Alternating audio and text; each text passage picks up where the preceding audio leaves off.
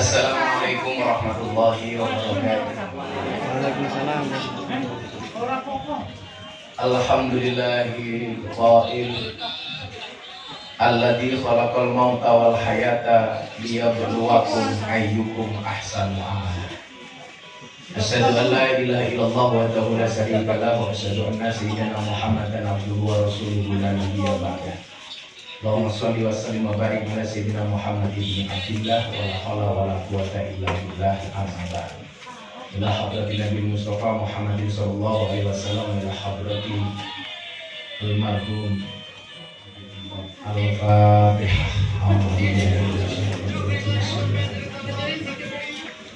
Alhamdulillah. Banyak dapat pertanyaan dari kawan-kawan wartawan. Kenapa Masjid Kempot sudah 40 hari berpulang? Karyanya masih tetap dikenal, masih ada konser untuk mengenang beliau seperti malam hari ini di Indosiar. Masih banyak acara-acara yang dilakukan atas nama mengenang Didi Kempot. Hebatnya Didi Kempot di mana? Bapak Ibu yang saya muliakan, saya mencatat hidup dan mati yang paling sukses itu sederhana. Orang yang hidup dan matinya hebat itu siapa? Orang yang hidupnya membahagiakan orang dan matinya tidak menyusahkan orang. Jadi orang yang hidupnya membahagiakan orang lain dan matinya tidak menyusahkan orang lain. Dan ini terjadi pada almarhum Didi Kempot.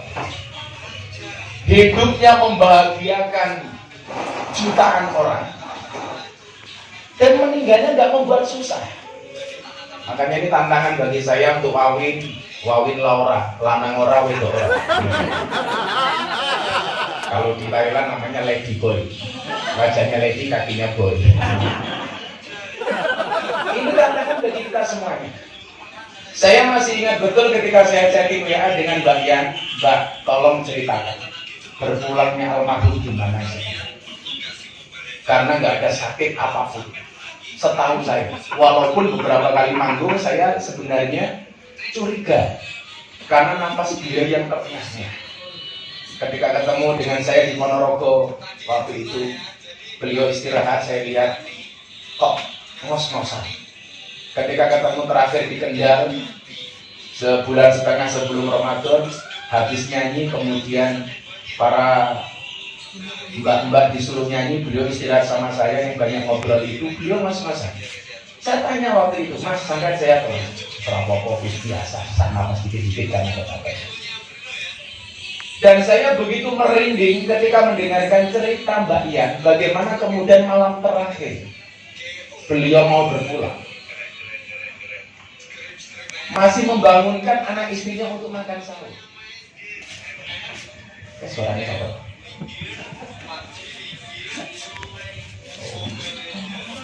Anak suara orang rupa ini biasanya entut.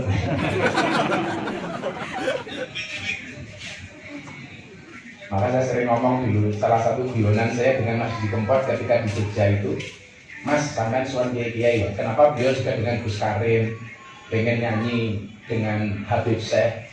Karena waktu itu beliau ketika tanya sama saya, kunci aku mentenang dia Gus, sampean gula guru Mas, gula guru, cedak karo guru, guru sing ketok sing nyapa.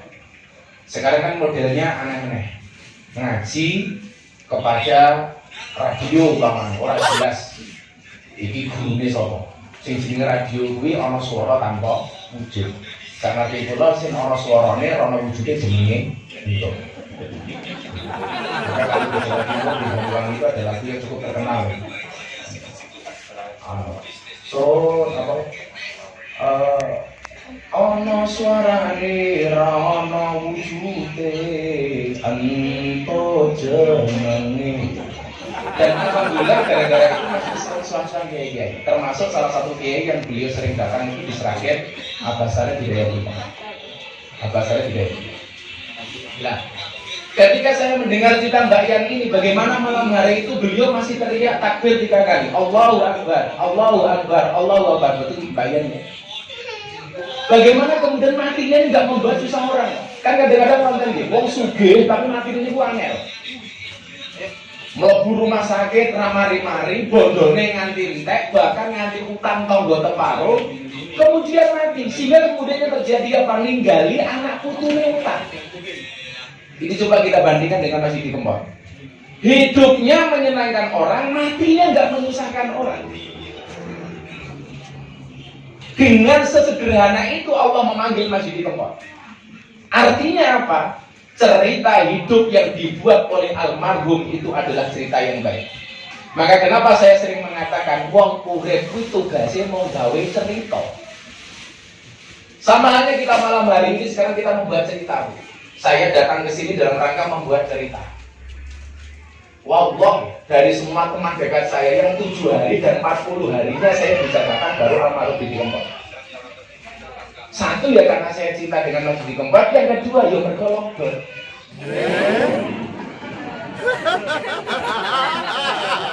Makanya hati-hati kalau sekarang pemerintah mengatakan ayo kita masuk new normal, new ini anyaran, normal lagi waras, jadi waras anyaran. Jadi dipikir kemarin rakyat ini kenter barangkali. Maka tolong dicatat, new normal itu dihadirkan karena faktor ekonomi, bukan karena sudah aman dari pandemi. Makanya kenapa ibu tuh harus bermasker nih? Walaupun saya nggak yakin anda itu bermasker karena takut dengan corona atau karena meromos, saya juga nggak tahu.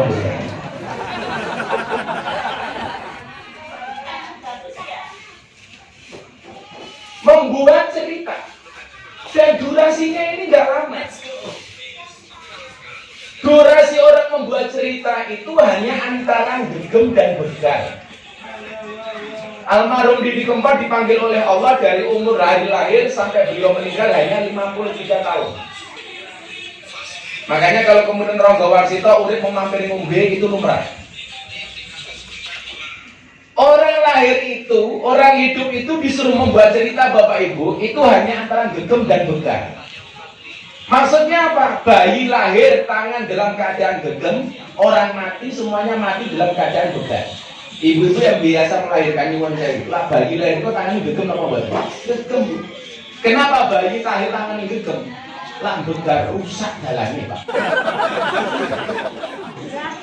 Obras mbakmu kok obras kok? Gegem. Maksudnya apa? Pengen menggenggam dunia seisinya, semuanya pengen digenggam Pak.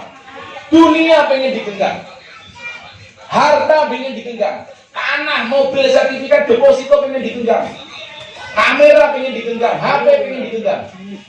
Tapi sekuat apapun kita menggenggam harta dunia, begitu orang mati tangannya begal Pak. Saya biasa menggoni orang mati Pak. Orang mati tangannya mesti begal. Gak ada orang mati tangannya gegem, kecuali petinju mati di ring. Pasti begal. Ini maksudnya apa? Cul. Semua yang kita bawa bakal dicul. Duit cul, mobil cul, sertifikat cul, bojo ayu lemu kaya Mbak Yan cul. Santai aja Mbak Yan, insyaallah kuat. Aku bilang dengan mesem kau sepenang Mbak tenang. Susah lah bilang jenengan merengut, susah nangis. Aku masih susah Mbak. Ya selalu nangis.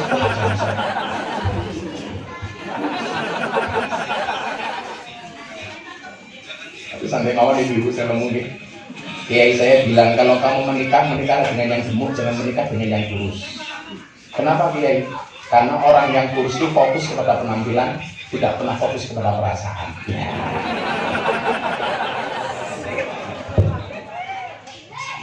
Wawin gitu gak ada cewek ayo apa tak nggak pernah sekian. Tugasnya hanya gegem dan begal, dan durasinya nggak panjang, hanya antara adzan dan sholat. Bayi lahir diadani, wong mati disolati. Jarak antara adzan dan sholat itu nggak panjang. Dan apa yang kita banggakan? Bakal licul. Makanya salah satu syair yang dulu sebenarnya saya pernah tanam di Pondok Kebayan. Kalau Mas Kempot ini bisa dibuat lagu dengan seni ahli. Saya punya sindiran. Yen wis mati bondora melu Bojo ayu wis ana sing nemu, wis ana sing nemu. Sing ning kubur rasane lara, anak bojo ra tau ndonga. Sing ning kubur padha tangisan, anak bojo rebutan warisan. Sholatullah salamullah Rasulillah, salatullah salamullah ala yasin habibillah. Salatullah salamullah.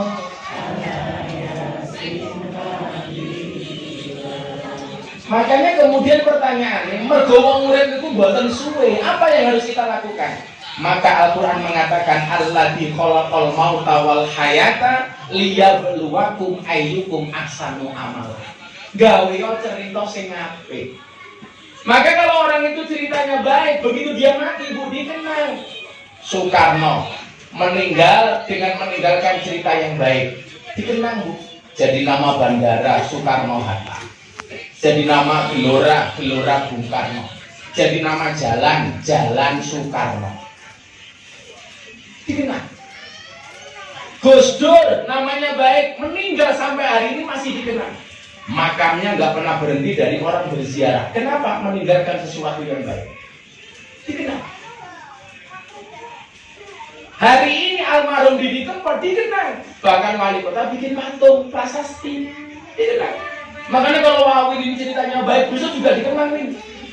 Kalau Bung Karno jadi nama gelora, jadi nama stadion, Wawi orangnya baik meninggal, kan minimal bisa jadi nama toilet, kan?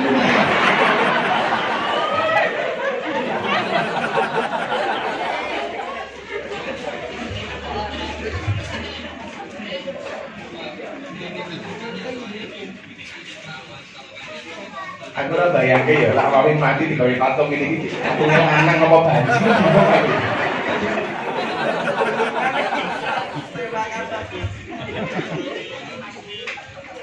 Ya Allah. Maka ketika ada wartawan tanya sama saya, kenapa kok Haji Kempot begitu dikenal? Bapak Ibu rahimakumullah, saya mencatat begini. Ada 4 jalan supaya orang itu menjadi viral. Anda silakan pilih yang mana. Itu teman-teman artis atau siapapun yang pengen viral, itu caranya cuma ada 4 ini. Satu, melawan orang yang besar. Jadi hari ini kalau orang pengen cepat terkenal gampang, bikin YouTube, bikin video ngonek-ngoneknya presiden, melawan pemerintah, itu pasti cepat terkenal. Tapi nggak lama, cepat ditangkap. Makanya di Indonesia sekarang yang lagi itu kan 2. Jadi 1, gampang menghina orang, yang kedua adalah gampang minta maaf. Begitu demo, bunuh Jokowi, tangkap, maaf saya khilafah, matamu. Ini kalau dia melawan bisa cepat terkenal, cepat viral, tapi cepat ketangkap. Jangan pernah dicoba. Yang kedua, membuat masalah besar. Contoh di Purworejo muncul kerajaan Kas, Keraton Asu Sejagat. Kondang Pak Bu, viral, betul Pak, tapi nggak lama. Siapa rajanya? Mantan bakul angkringan, jadi raja. Permausurinya nyewa. Belum selesai di Bandung muncul Bu, Sunda Emperan, muncul lagi. Ini orang membuat masalah besar, cepat terkenal. Kemudian yang ketiga, menyelesaikan masalah besar. Kalau ada masalah besar Anda selesaikan, saya jamin Anda viral. Dan yang keempat, yang dilakukan oleh almarhum Didi Kempot, membuat sesuatu yang besar. Apa yang beliau lakukan? Lagu-lagu Jawa yang dulu hanya dicintai oleh orang Jawa, bahkan orang Jawa banyak yang tidak suka dengan lagu Jawa. Tetapi yang dilakukan oleh almarhum, jangankan orang Jawa, orang Suriname, bahkan orang Amerika, banyak yang kemudian cover lagunya almarhum Didi Kempot, membuat sesuatu yang besar. pertanyaannya, mampu nggak kita seperti almarhum? Gak cerita. Makanya hari ini kita ke sini 40 hari. Ini belajar dari beliau. Wong murid langsung niteni, neroke, nambahin. Kok masih dikempar bisa sukses, kenapa sih tak niteni? Oh, caranya begini, tak neroke. Walaupun Anda menirukan almarhum, pasti gak bisa. 700 lagu beliau buat. Coba. 700 lagu beliau buat. Dari dulu sampai sekarang saja lagu anak-anak di TK itu gak pernah berubah. Itu tok sampai saya bosan. Dan lagunya banyak yang ngawur. Po ame-ame, belalang kupu-kupu, siang makan nasi, kalau malam minum susu. Ini lagu ngawur, Bu. Walang dan kupu-kupu mana kalau siang makan nasi, malam minum susu?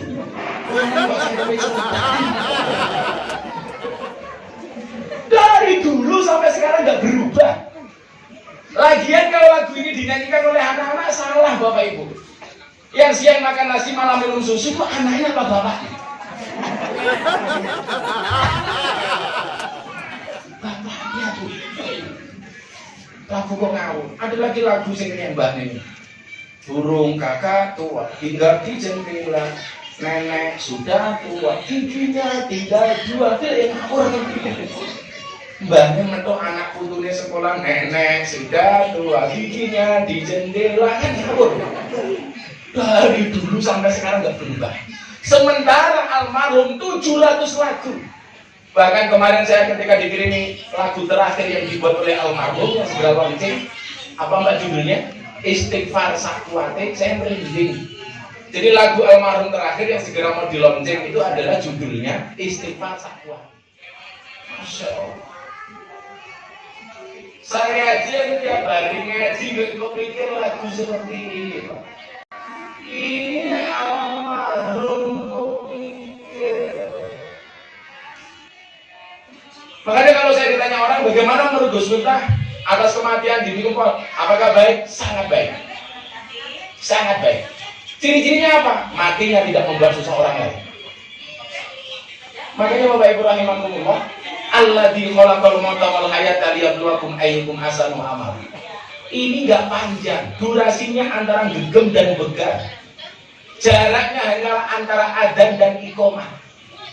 Antara adzan dan sholat. Tidak panjang. Tetapi orang-orang seperti ini akan dikenang sepanjang zaman. Maka kalau kita sering mendengar istilah gajah mati meninggalkan gading, harimau mati meninggalkan belang, almarhum Didi Kempot mati meninggalkan karya, Wawin mati meninggalkan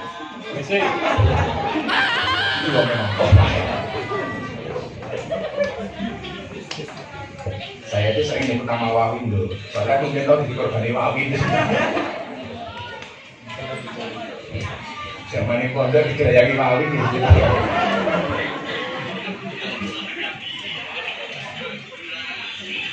Serius, aku sama kamu itu seperti Indomaret dan Alfamart.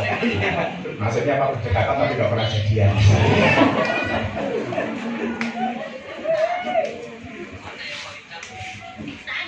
Sallu ala Nabi Muhammad. Maka Bapak Ibu rahimakumullah, kita belajar banyak dari beliau. Orang-orang seperti ini begitu meninggal kok dia banyak membuat bahagia orang lain.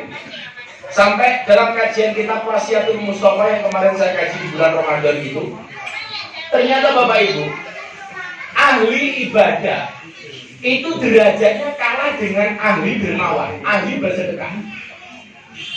Orang yang ahli sedekah itu derajatnya di mata Allah itu lebih tinggi dibandingkan ahli ibadah. Kenapa demikian? Ahli ibadah dia tidak bisa memberikan manfaat bagi orang lain. Sujud yang dapat manfaat dari sujudnya ya dia sendiri. Tahajud yang dapat pahala dari tahajudnya dia sendiri. Sholat yang dapat pahala dari sholatnya ya dia sendiri.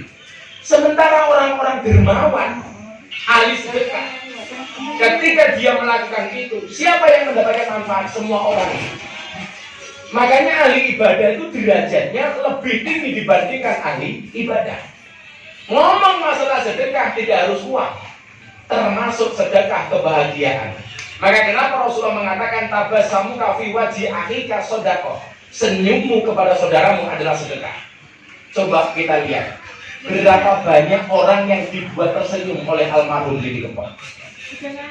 Bagaimana ketika beliau konser, beliau pegang mic nyanyi, beliau tertawa, semua pengunjung tertawa. Beliau tersenyum, semua pengunjung tersenyum. Bahkan ketika di Semarang, saya ketemu wali kota Semarang, Mas Hendy, melihat teman-teman sobat Ambiar tuh nangis-nangis sambil ngerus-ngerus dadane. Saya sama Mas Hendy itu mikir, ini tenangan apa orang? Begitu ambiarnya hati mereka ketika mendengarkan lagu almarhum Didi Kempot. Apakah ini tidak bernilai sodakoh? Sodakoh. Jadi lanjut dengan kira sodakoh macem-macem kalau wong liya minimal aja gawe gelo wong liya. Betul Bu? Lah kowe iki ra iso gawe seneng bojomu minimal aja gawe susah bojomu. Wong wedok rungokno kuping.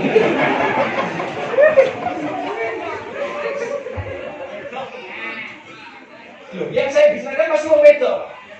Saya nggak mau ngomong ke wong lanang, aku rasa seneng kok karo wong lanang.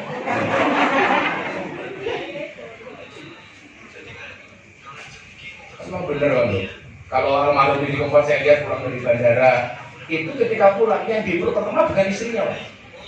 Siapa? Anaknya. Makanya kalau saya ditanya suami itu lebih sayang anaknya apa istrinya, saya jawab dengan tegas anaknya. Buktinya apa? Pulang ke rumah lihat anak celananya melorot, dibetulin Bu. Betul Bu? Masuk kamar lihat istri celananya betul, dipelorotin Bu. Tapi wong lanang kok kurang ajar. Iki wong lanang iki ngono. Lalu ngono ning dalan delok bocah cilik, sing dililin sapa, Pak? Anake ning omah. Tapi nek ning dalan delok wong wedok ayu, lali karo bojone ning omah. Nggih napa mboten, Bu? Nek delok wong ayu ning jaba, wow. Mlebu kamar delok bojone, weh.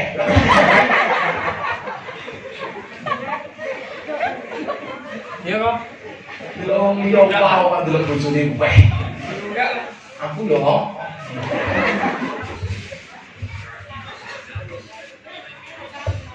sama Mbak isi rondo ini aku bawang lalu memberi terus kebancut saya kemudian konco nah kalau gue beda ya kalau itu baru kopi resonnya nanti berkota glowing ya.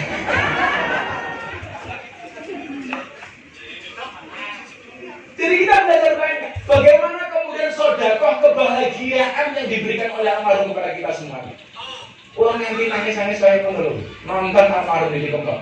Makanya banyak kayak hari ini acara di Indonesia, terus ikut gabung ya. Saya nggak bisa, saya harus menghadiri acara beliau di rumahnya. Kayaknya tidak bagian gabung ya, ada gabung. Betapa kemudian yang dia tinggalkan hari ini akan dikenang. Dan munculnya orang-orang seperti ini, Pak, itu tidak setiap saat. Ketika meninggalnya almarhum Ki Susmono, saya bilang waktu itu, belum tentu 10-20 tahun ke depan muncul dalang seperti Ki Susmono. Sama halnya dengan meninggalnya almarhum Didi Kempot, belum tentu 10-20 tahun ke depan ada orang seperti Didi Kempot. Wong sederhana banget, Bu. Dadi wong kere karo wong sugih belas rano bedane. Itu almarhum Didi Kempot. Urip ning trotoar, ya seperti itu gayanya. Wis terkenal datang ke pondok saya juga seperti itu gayanya. Kalau pengajian saya aturi masuk ke dalam rumah saja nggak mau, Pak. Duduk di depan melayani jamaah foto-foto sambil bilang kepada santri saya, aku jalur kopi ini wae ya. Itu pun mau bahasanya tidak seperti itu, kan? Aku gawe kopi sapa. Dan satu kalimat yang pasti keluar dari mulut almarhum Didi Kempot setiap kali mendapatkan pemberian dari orang walaupun hanya sebotol air mineral. Apa yang keluar dari mulut beliau? Matur ya. Coba kalau Anda lihat wawancara Mas Didi Kempot dimanapun berada, di panggung, dimanapun di TV, pasti kalimat terakhir yang diucapkan oleh almarhum apa dulu? Matur nuwun. Gila apa ber? Itu sederhana. Jajal awakmu dijatah kalau bojomu. Sing keluar matur nuwun apa itu?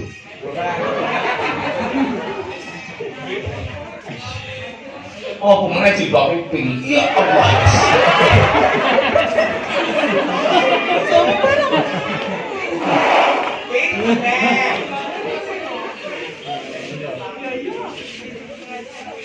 Si jilbab putih insya Allah ya. Luwih parah.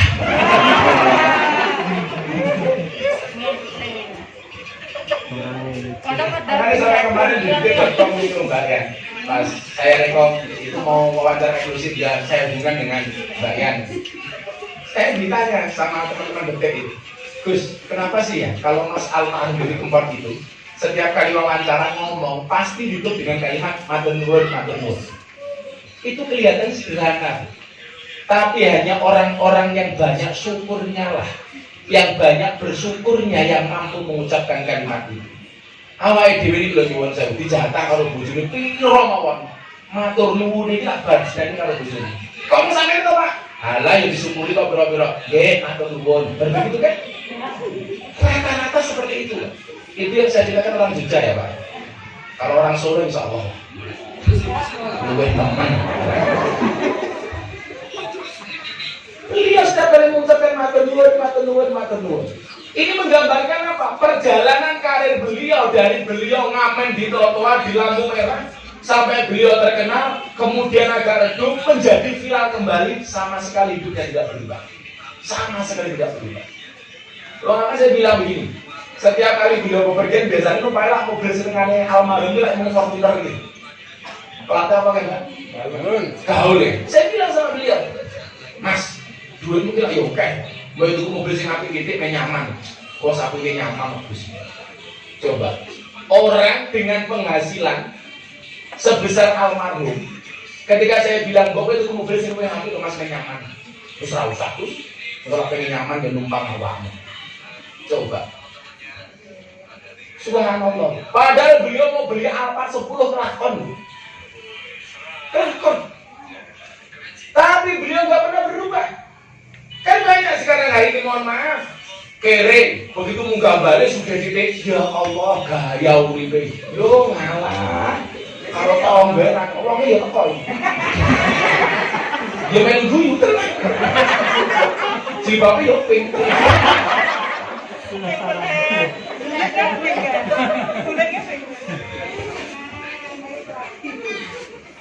gaya hidup beliau nggak berubah.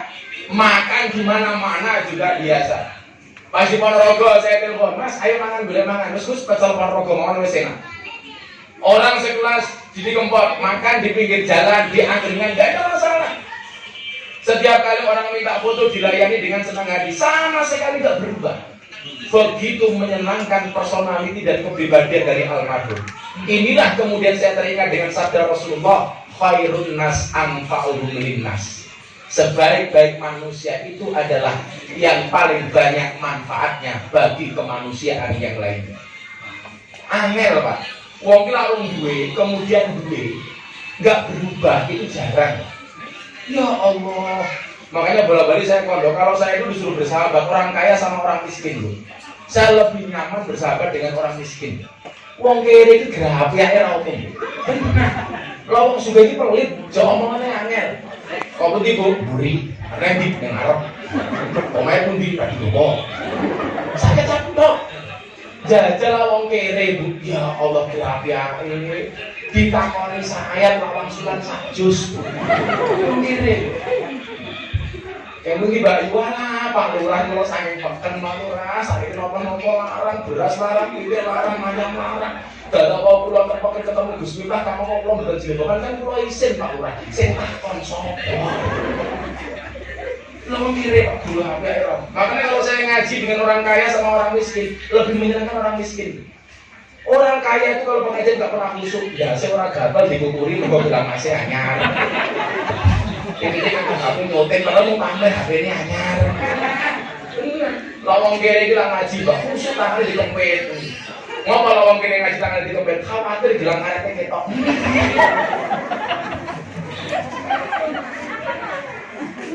Oke loh, kita kiri ya, ini.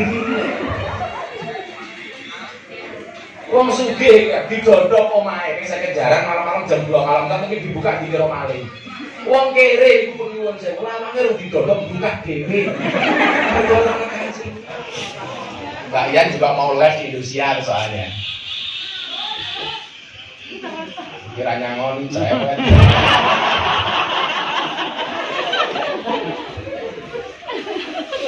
Mungkin besok selanjutnya pas saya di rumah Mbak ya. Saya nggak janji tapi mudah-mudahan kalau saya ada waktu saya akan menyempatkan. Tunggu bareng-bareng, mudah-mudahan awal Juli ini sesuai program pemerintah new normal, kegiatan-kegiatan masyarakat bisa kembali, teman-teman seni bisa kembali manggung. Amin. Saya yakin ini kan, bagaimana kemudian hari ini kita merasakan sesuatu yang sama. Apalagi kayak kemarin bulan Ramadan. Kuwi wong sing jomblo karo sing duwe bojo iki padha derajate. Padha-padha nunggu adzan maghrib. Kita belajar dari orang puasa, Pak. Orang puasa itu haus, lapar, dahaga, dia bisa bersabar. Kenapa? Karena orang puasa yakin adzan maghrib pasti datang. Kenapa hari ini kita dengan ujian Allah berupa corona ini kita harus bersabar? Karena yakinlah Allah tidak akan pernah memberikan soal kecuali memberikan kunci jawabannya. Allah tidak akan pernah memberikan masalah kecuali memberikan jalan keluar dan solusinya. Barangkali bulan Juli ini insya Allah merupakan hari raya mergo awake dhewe 3 bulan poso. Wawin 11 ra tau manggung. Nanti kabeh di sekolah ya Allah. Sertifikat di sekolah rumah makan gelang ora payu. Bariin. Sedih gitu. Insyaallah Mbak, nanti di November kalau saya nggak ada acara, saya gabung liburan dengan insyaallah untuk mengenang almarhum. Sekali lagi kita doakan almarhum, mudah-mudahan mendapatkan derajat husnul khotimah dan yang beliau tinggalkan menjadi jariah bagi almarhum dan keluarga yang ditinggalkan diberikan ketabahan dan kekuatan oleh Allah Subhanahu wa taala. A'udzubillahi minasyaitonir rajim. Bismillahirrahmanirrahim. Allahumma shalli ala sayyidina Muhammad wa ala ali sayyidina Muhammad. Walhamdulillahirabbil alamin. Allahumma ighfir lana dzunubana wa liwalidayna warhamna kama rabbayana shighara wa li jami'il muslimina wal muslimat wal mu'minina wal mu'minat al ahya'i minhum wal amwat min ummati sayyidina Muhammadin sallallahu alaihi wasallam. Wa qusanilah hadhihi almarhum Masjid Prasetyo. Ya Allah, Allahumma ighfirlahu warhamhu wa'afi wa'fu anhu wa'fu nusulahu wa wasi' madkhalahu waj'al jannata maswa'u bi rahmatika ya arhamar rahimin. Fa ya ayyatuhan nafsul mutmainnah irji'i ila rabbiki radiyatan mardiyah fadkhuli fi ibadi wadkhulil jannati. Rabbana atina fid dunya hasanah wa fil akhirati hasanah wa qina adzabannar. Wa sallallahu ala sayyidina Muhammadin nabiyil ummi wa ala alihi washabbihi wa baraka wa sallam. Subhana rabbika rabbil izzati amma yasifun wa salamun alal mursalin walhamdulillahi rabbil alamin. Dan saya pesan Mbak Yan, salah satu keinginan beliau itu adalah pengen melaksanakan ibadah umroh. Besok kalau memang sudah memungkinkan, nanti saya ingatkan dengan supaya kemudian umrohnya almarhum bisa dibatalkan, karena sekali umroh nanti Mbak Yan berangkat sama Gus kata-kata itu sekali umroh bisa umroh 2 sampai 10 kali pun bisa, tergantung tenaga dan kekuatan kita. Pertama umroh untuk Mbak Yan, kemudian yang kedua diniati umroh untuk almarhum, itu bisa kita lakukan. Semoga-moga konco-konco ini sing melu iso umroh. Amin. Matur nuwun. Kurang lebihnya mohon dimaafkan. Walafu minkum. Assalamualaikum warahmatullahi wabarakatuh. Burung cendrawasih duduk di pangku. Apa? Terima kasih sayangku.